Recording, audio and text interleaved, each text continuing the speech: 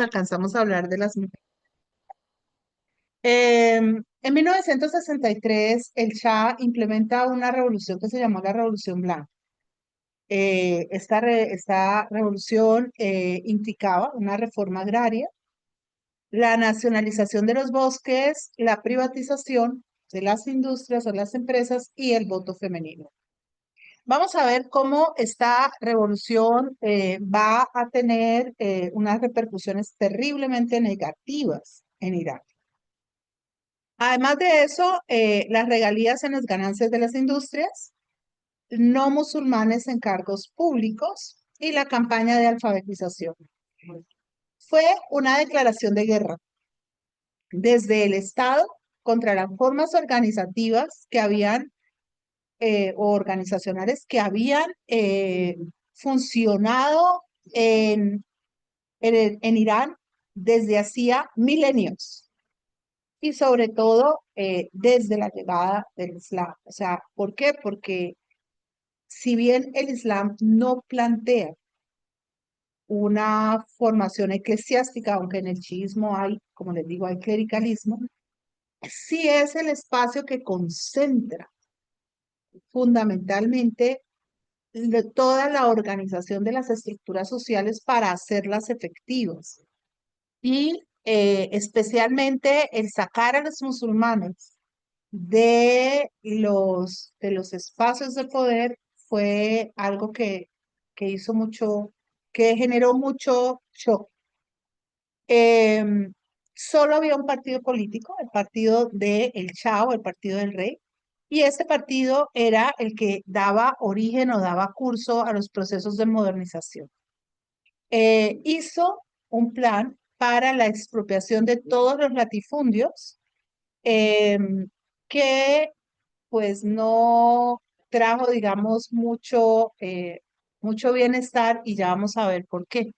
A veces las personas que no conocen o que no saben piensan que la reforma agraria es la gran solución al problema de la tierra y no, porque resulta que la tierra sola no produce. La tierra para que produzca necesita semilla, necesita maquinaria, necesita alguien que tenga la posibilidad de sacar los productos a los mercados. Entonces, a veces la mejor manera de empobrecer al campesinado es repartir las tierras de esta manera.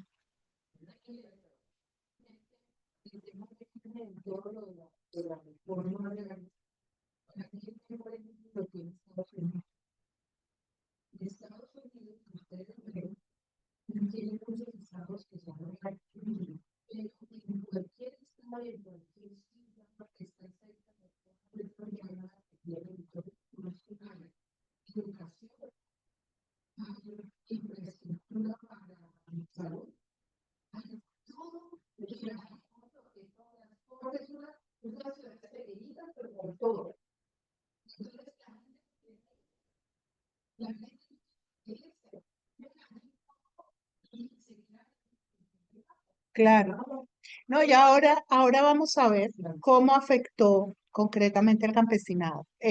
Al mismo tiempo, lo afectó mucho porque no garantizó el igual acceso al agua ni a los recursos para la producción.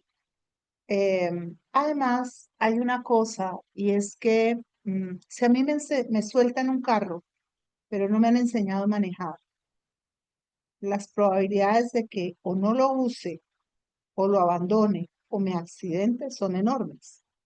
Lo menos viable es que pueda hacer un uso adecuado del carro. Los campesinos sabían sembrar y sabían hacer sus labores, pero no conocían la otra parte. Entonces, por eso les digo que hay cosas que se vuelven, parecen muy bonitas, pero no resultan muy eficientes, ¿sí? Em, por otro lado, hizo una política monetaria que lo que fue abrirle las puertas a los políticos de turno, que eran los que lo apoyaban a él, para robar y para tener enriquecimiento pues así absurdo. Ya vamos a ver qué pasó con los magis durante este periodo. Vamos a ver que aunque habían logrado ganar algo de independencia después del golpe de 1953, la perdieron por completo. El Shah decidió aumentar el número de diputados y inicialmente, antes de llegar a la Revolución Blanca, permitió que hubiera algunos partidos políticos que podían participar. Pero en la medida en que estos le resultaron nocivos, contrarios o perjudiciales, pues fue saliendo de ellos. Asimismo, ¿sí? Asimismo, se hicieron reformas muy interesantes como reducir la necesidad de cierto quórum para tomar decisiones. De esa manera el Shah tenía que esforzarse tener a todos de acuerdo. Y el Shah usaba su poder para entrar y para salir. Bien, las mujeres por primera vez tuvieron derecho a votar, pero esto tampoco significó un cambio determinante en el estatuto femenino, porque es que el problema más grande es en relación con la participación política de las mujeres son los canales para la participación, sino las mujeres. Sobre todo cuando las mujeres vienen de horizontes de familia muy tradicionales, donde así tengan el derecho a votar, el papá dice usted no va a votar, o lo que es peor, va a votar como yo diga que tenga que votar. Por otro lado, si a mí me dan el derecho a votar y solo hay un partido por el cual votar, pues votar y no votar como que me da más o menos lo mismo. Es cierto. De todas maneras, las minorías, las clases sociales se vieron representadas, ¿no? O sea, esas tantas cosas que son mampostería. Eh, lo real era que las personas seguían muy amarradas por la disposición del Islam. Es que el problema con el Islam en ciertos grados de afirmación es que si yo salgo sin la pañoleta a la calle, antes de que yo salga sin la pañoleta a la calle, muchas veces el que me mechonea, me golpea, me maltrata es mi papá, mi hermano, mi tío, mi abuelo o mi marido. No, pues es que ustedes vieran la maravilla de los clérigos que aparecen dando consejos a los hombres de cómo golpear a las mujeres. Les voy a poner uno para que lo vean. Sí, de cómo pegarle a la esposa sin que se note. Em, la cerecita del pastel fue la coronación del Shah que se dio en 1967. Esto fue el espectáculo del siglo.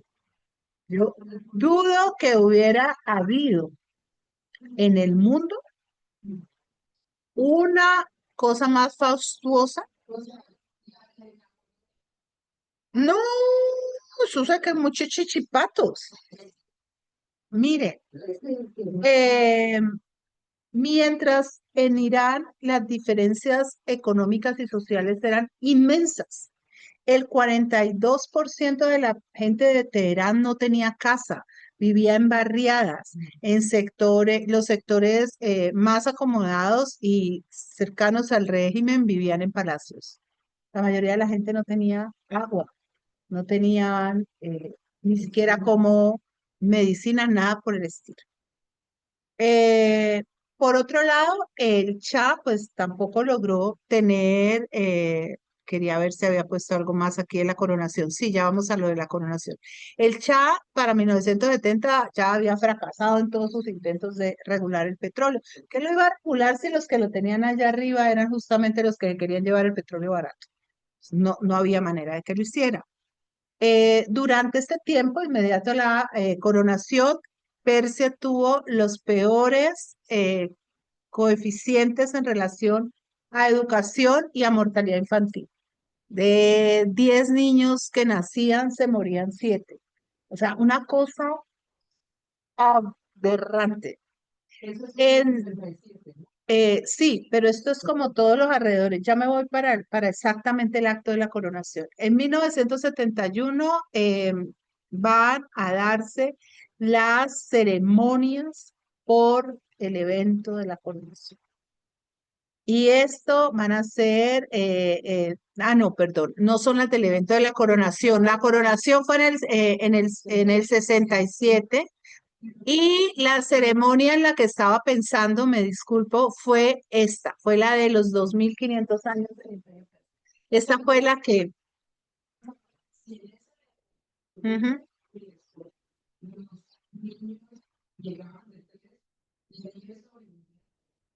más o menos. Bueno, estoy inventando yo, pero es más o menos eso.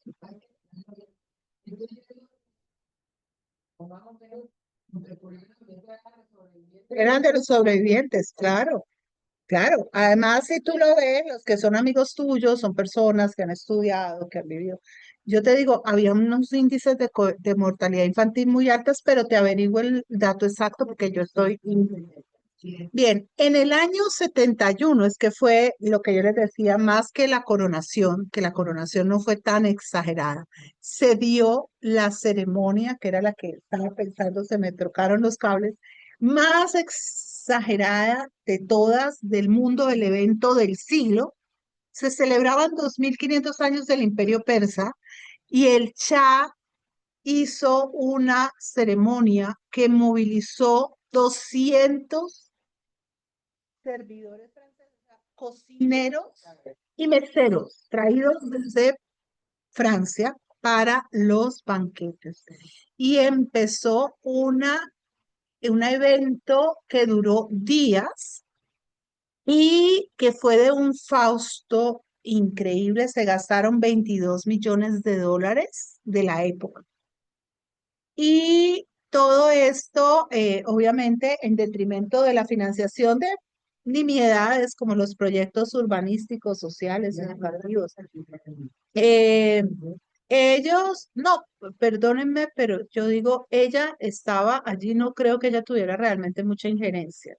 Él no era un hombre que la quisiera de más y él también era islámico, también era chiita, o sea, quién sabe, pero entre tanto, en medio de todo eso, lo que pasa es que en estos casos, como el de Farah Diva, yo no alcanzo a hacerlo, pero no sé si lo tenga grabado, porque yo tenía toda la parte de las relaciones, tenía la parte de Soraya, tenía toda esa parte. Mm, la relación de ellos dos no fue exactamente una relación muy de amor, porque el gran amor de la vida de él fue Soraya.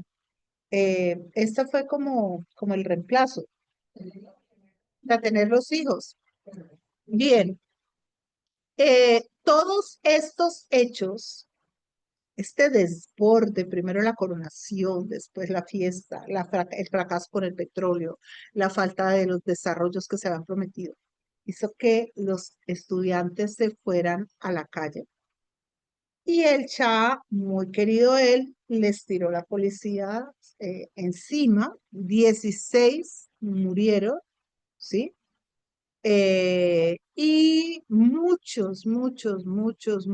perdón, 3 estudiantes murieron el 16 de Azar de 1336 porque ellos, o sea, 1953 por el régimen anterior del otro Shah, y ahora, en 1970, las manifestaciones se hicieron mucho más recurrentes y con igual. Ahora vamos a ver los saldos de muertos porque van a ser mucho más altos. Eh, para ese momento, eh, el Shah acude a Samuel Huntington y él le dice que lo mejor que puede hacer es acabar con el sistema parlamentario, pero al fin de cuentas eso solamente es costoso, no tiene ningún tipo de eficiencia y que manejen todo a través de un único partido que sea el Partido Resurgimiento. Las rentas del petróleo después de 1971 van a subir, van a mejorarlas, va a haber una mejor pago por el intercambio de petróleo. Y en ese momento, el Shah tiene la lucidez de usar todo ese dinero en armas. La mayor parte de ese dinero se usa en armas. Compra tanques, compra aviones y lo hace en contra de las advertencias que a él le habían hecho sus consultores internacionales que le habían dicho que por favor no era por ahí, ¿no? Que había que usar la plática de otra manera. ¿Ah? Eh, creo que los compra, sí, tengo que ver exactamente cómo los compra, pero el problema no es ese. El problema es que para Estados Unidos,